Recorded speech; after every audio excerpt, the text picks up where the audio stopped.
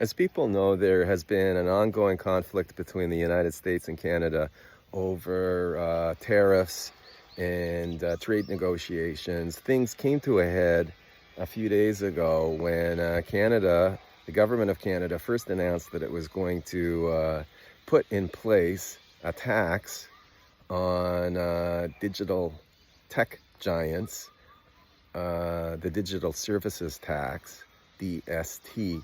And soon after, almost immediately after it made that announcement that the tax was going in place, the idea of the tax, of course, was to get revenues so that Canadian production companies could have money in order to put their work out into the world instead of having a Canadian culture completely dominated by American content.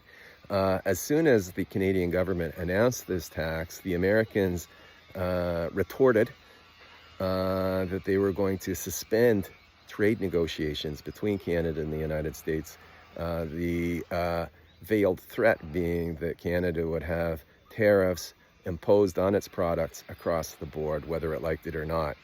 The Canadian government backed down, it rescinded the tax, and then there was a lot of crowing from the Trump administration about Canadian behavior, with people like Caroline Leavitt saying that Canada caved. They're really trying to rub Canada's nose into it.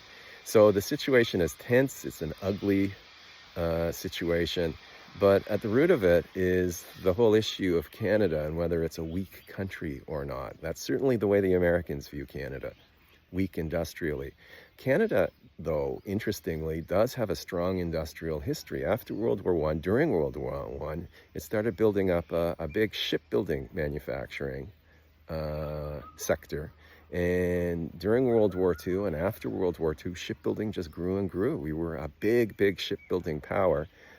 We were an aviation power during World War II, produced a lot of airplanes, fighters, Hurricanes, possibly some bombers like Lancasters. We had a huge complex, one of the biggest in the world, for training pilots. We started to move into constructing farm machinery, pharmaceuticals. We were one of the pioneers in telecommunications, Northern Telecom and so forth. We were building a great deal. So there is a long history of all this. And finally, in Quebec, we tend to sort of divide Canada, English and French, but Bombardier was and still is a giant of industry.